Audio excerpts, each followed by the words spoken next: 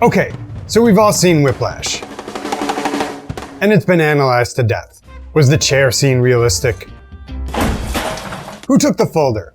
Was he really rushing or dragging? Start counting. 5, 6, 7. In 4, damn it! Look at me! Heck, I did a video 10 years ago about whether Caravan is actually hard. And I get it.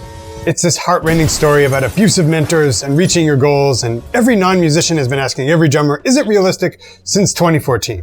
But today, we're discussing something which, in my opinion, hasn't gotten much airplay. I want to be one of the greats. You see, in my humble opinion, Whiplash lied to us about jazz drumming. The story sets up our protagonist, Andrew Naiman, on a path to be one of the greats, and throws obstacles in his path that he has to jump over. 1, 2. Rushing or dragging, 1, 2. knowing the charts, double time swing. And we're led to believe that by the film's end, Naiman, through much physical struggle, some divesting of personal relationships, and the occasional violent crime, has summited the drum Matterhorn. He's now one of the greats. But what if it was all a lie? What if all or most of the stuff we're led to believe Andrew needs to conquer is either not core to jazz drumming or so misportrayed as to be a caricature, like double-time swing? Don't slow down. We're led to believe that this teeth-gritting, tension-filled exercise, where you play a kick drum on 1 and 3 like it's a polka, is a herd-thinning test of jazz drumming acumen. If you can grit your teeth and play this sloppy blast beat, you're one of the greats. In reality, it's just one of the many things great jazz drummers have to do. And while the greats can certainly play those tempos, it's actually pretty rare to see songs counted off that fast. And when they do play it, you better believe it's relaxed, musical, and nuanced. Otherwise, why bother? But this is just one of the things we'll talk about in this video. By the end, whether you're a casual fan who got interested in jazz drumming because of the movie, or a diehard, you should have a more realistic picture of how real-life jazz drummers judge greatness. And we'll ask the question, ever so gently, with much respect to Miles Teller, who learned a monumental amount of jazz drumming in a short time to play the role, how would Andrew Naiman have stacked up against his real-life competition at an elite music school? And we'll give you a few exercises throughout to help with your jazz drumming, and you can download the transcriptions below the player.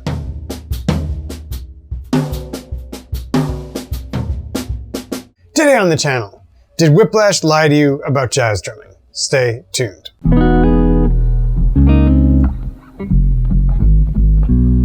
Before we get into analyzing the playing, the elephant in the room. Who was actually playing drums in the film? Well, in many of the scenes we're going to look at, it was Miles Teller himself. According to research, Teller has a rock drumming background, but was new to playing jazz. He made some stylistic choices for the movie, like adopting traditional grip, which he had to learn from scratch. For an actor who learned jazz drums from scratch in a few weeks, this is pretty impressive, so all the respect to Miles. We'll be breaking down the differences between his performances and people who have put in 20 years or more to get where they are, and there's simply no way to fake it. Not quite my tempo. I should also shout out the 2 real-life drummers who played for all the scenes in audio where Miles didn't. Bernie Dressel, who recorded drums with all the studio tracks, and Kyle Crane, who was the hand double for some of the live shots that required chops beyond what Teller had learned to do at the time. Much respect to both of these pros. But now, and without further ado, let's get into it. How realistic was Whiplash's portrayal of what constitutes great jazz drumming? Chapter 1. Touch. The first thing to bring up that the movie completely ignored, in service of flashy solos and double-time swing, was touch. I'll walk down the hallway of my studio space here in Brooklyn, and you can tell almost immediately if somebody is a pro.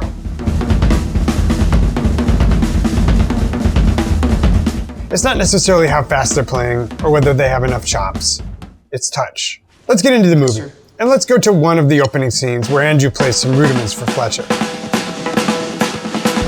For context, here's real-life jazz drummer Justin Faulkner doing the type of noodling he might be doing if Fletcher walked in on him.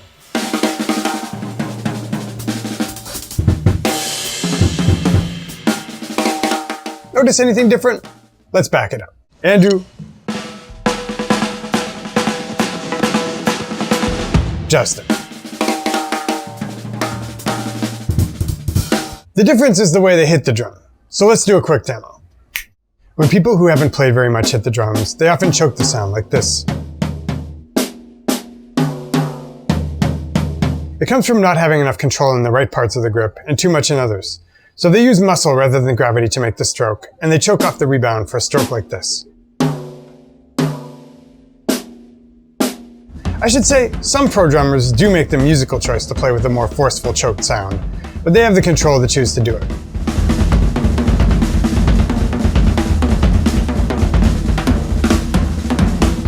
Let's watch Justin again.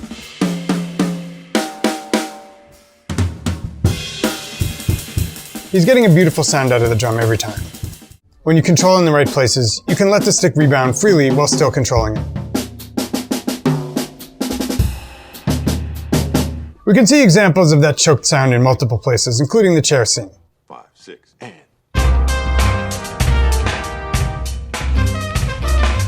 Before we get to the next example, something you might be asking. Sidebar, aren't we being a bit unfair comparing Andrew, a college student, with actual pros? As in, maybe Andrew hasn't developed these more subtle skills because he's just a college student. If you never studied music, you might assume first-year music students are like first-year medical students. How can you criticize Andrew when he just got there? But elite music programs are not like medical school. By the time they even arrive, students are already playing like pros. And top schools have their pick of the best young musicians in the world. In Schaefer Conservatory, the school in the movie is supposed to be the best. There are only 2 drum chairs.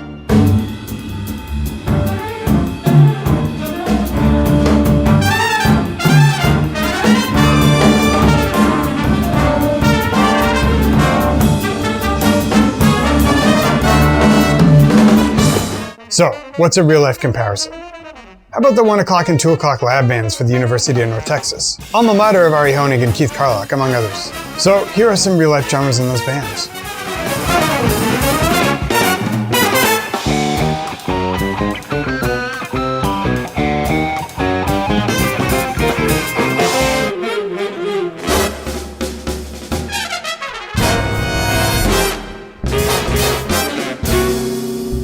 Simply put, real-life Andrew would be a badass on his first day of classes.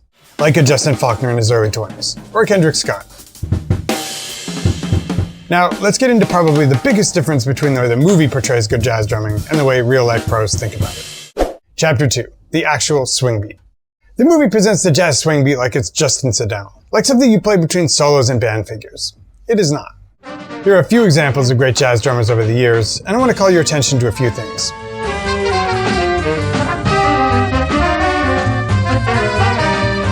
First, the beat itself. Hear how it sounds alive?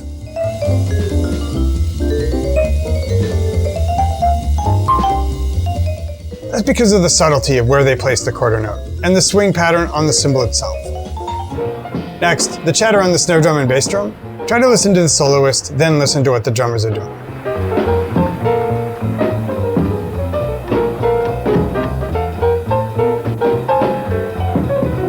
They're having a conversation. The drums aren't just playing a loop that a horn player solos over. They're interacting and pushing a band, like a group of people in conversation outside a bar.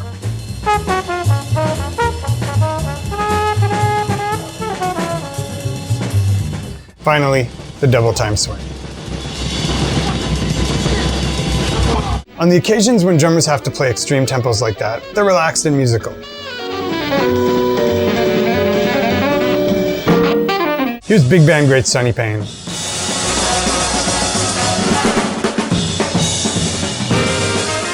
Here's Tony Williams, at around the same age Naaman is supposed to be, by the way.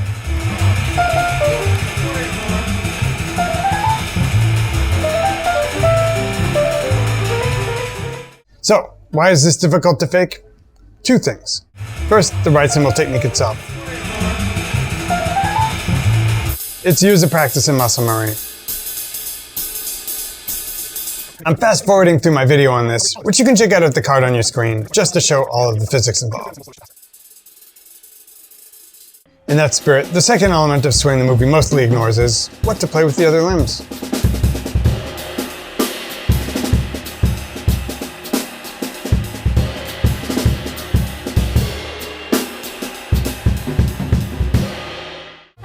If we're to believe the movie, it's just to inform the hats with spangling on the cymbal, right? Well, that's the equivalent of knowing hi and where's the bathroom in another language. In real life, the swing beat is dynamic, requires making phrases in real time, varying the phrase depending on what the soloist or the rest of the band is doing, changing the ride cymbal beat, where the hi-hat falls, etc. But there are idiomatic places to do it and unidiomatic places, just like doing a bad British accent if you're American.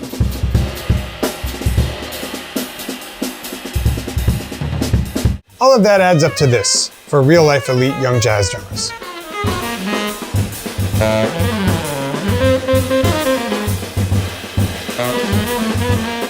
And there's another thing I want to talk about that's related. Chapter 3, the subdivision. Phil.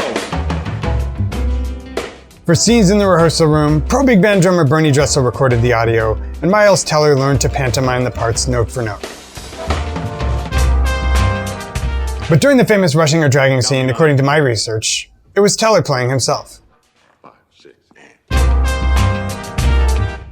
Which, for an actor who learned jazz drumming in a few months, even with a rock background, is damn respectable.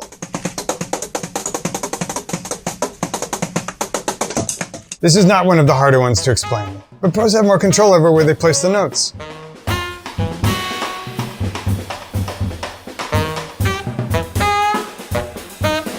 But it can be a little hard to grasp. Sometimes students and I work for months before they can hear the difference, so this is a subtle one. But I'll put two tracks side by side. Here's Teller as Naaman playing Whiplash. And here's Justin Brown, who would have been in his late 20s at the time Whiplash took place, playing a track at equivalent tempo.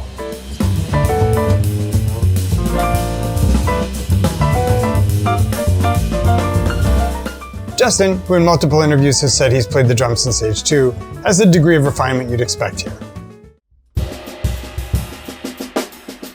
Imagine the same refinement when it comes to feeling the distance between beats.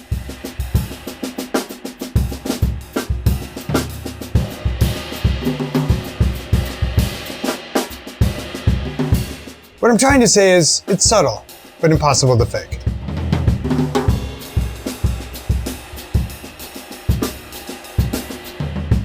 And pros can tell the difference right away. Again, Miles, doing a very respectable job for crash coursing jazz drums. Justin Brown, who'd probably had 20,000 hours of playing by this point.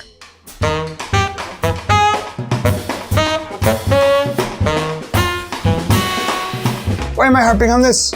In Dressel's takes, the subdivision sounds mostly good.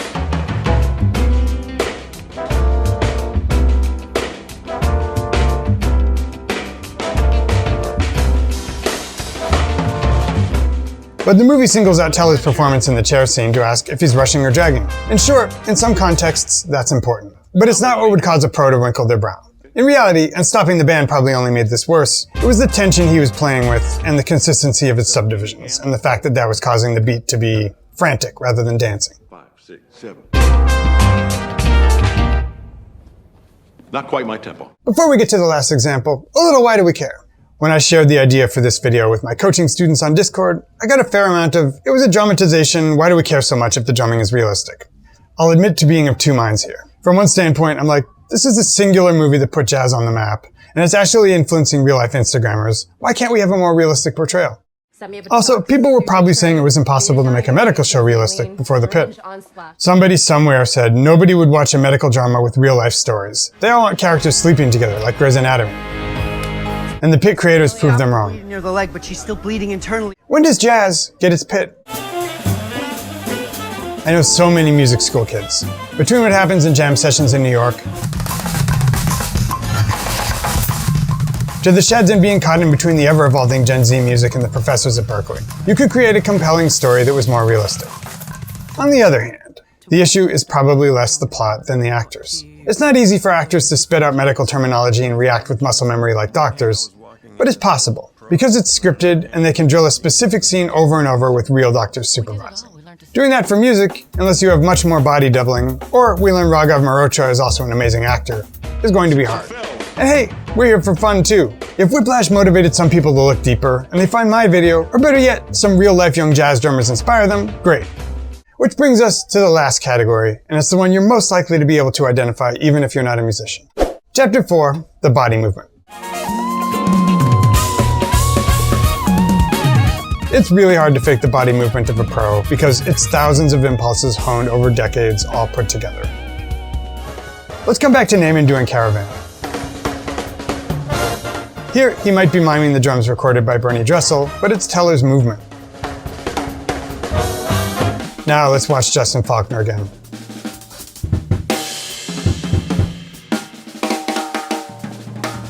Let's watch Dana Hawkins.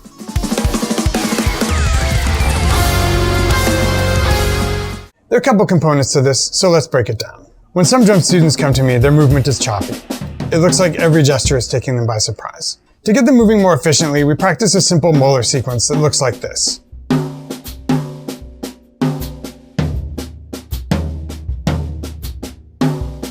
And which will be transcribed for you at the link below the video.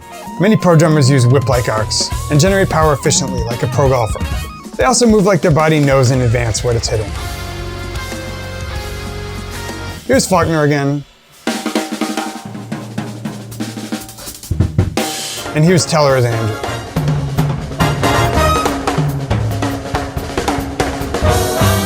Postscript, why I'm not talking about the solo. Even though the most raw portions of the solo were really Teller and not Bernie Dressel, the solo is supposed to be out of control.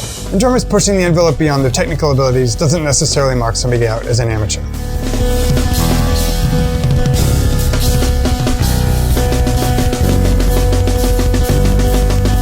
Some drummers will play intentionally raw for a more emotional effect.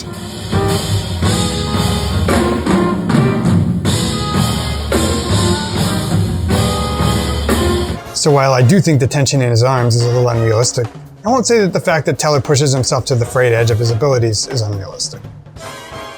One of my favorite real-life examples is this solo from Justin Faulkner's predecessor in the Branford Marsalis drum chair, Jeff Tain Watts.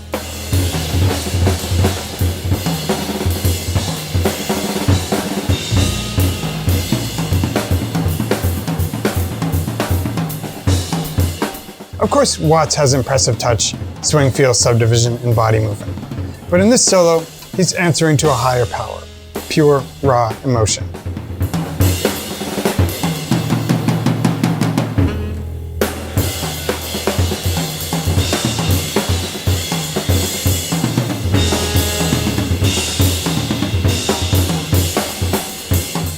It's almost like you can ride technical ability like an escalator, but when you get a handhold on the profound, you jump off and channel pure emotion. Some of Brian Blade's performances with Wayne Shorter reach a similar place.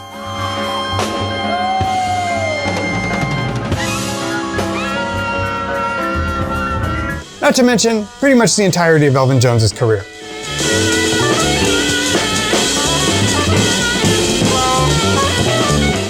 But those decades real-life greats spend refining their craft give them subtlety and taste.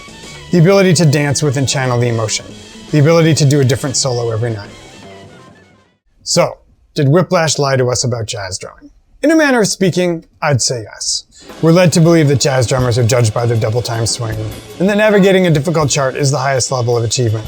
And that sets us up for scenes like the hands bleeding, or the double-time swing crucible, or Fletcher's betrayal of Naaman at the end of the film. Naaman, And as drama, it's first rate.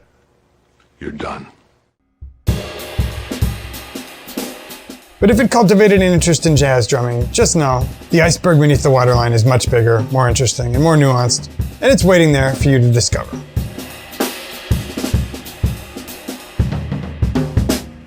And that's how you get the gig! Well, I surely hope you all enjoyed that. Leave a polite comment below, let me know what you think. And folks, just a reminder, all of the exercises we presented in this video will be transcribed for you in a free download that you can get by clicking the link below the video player and telling us where to send it on the next page. Dudes, it's been real. Always enjoyed these. See you again real soon in another Lesson of the Week.